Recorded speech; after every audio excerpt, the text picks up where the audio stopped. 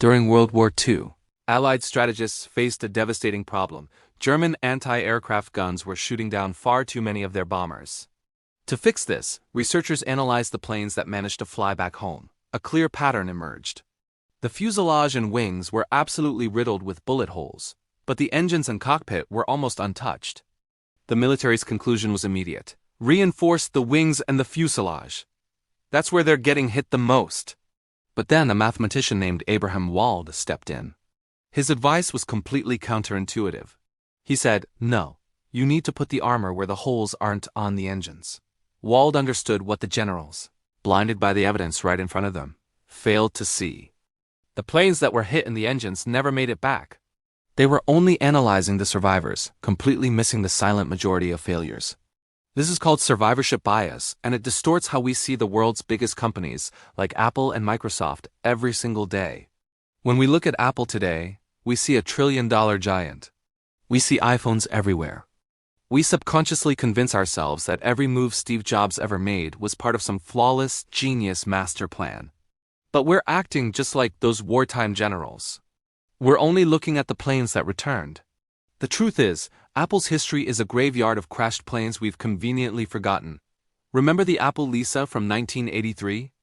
A technological marvel that was a commercial disaster because it cost a staggering $10,000. Or the Newton message pad in 1993, a tablet so far ahead of its time and so dysfunctional that it became a running joke on The Simpsons. And what about the Pippin from 1996? Apple's failed attempt to enter the gaming market that almost nobody remembers.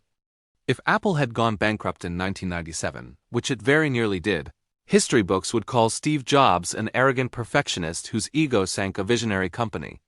But because Apple survived, all his failures are magically rebranded as essential lessons on the path to greatness. The power of survivorship bias. Success justifies every single wrong turn. An even more glaring example of an invisible plane is the story of Gary Kildall. The world knows Bill Gates as the genius behind MS-DOS, but very few people remember Gary Kildall and his company Digital Research. Kildall actually invented the modern operating system, CP/M, which was far superior to anything Microsoft had. When IBM went looking for an operating system for its new personal computer, Kildall was their first choice. But due to a series of missed connections and legal issues, the deal fell through. Bill Gates seized the opportunity. He didn't even have an operating system of his own, so he quickly bought a cheap clone of Kildall's work and sold it to IBM. The rest is history. Microsoft's success created the myth of Gates as an infallible mastermind, while Kildall was reduced to a footnote.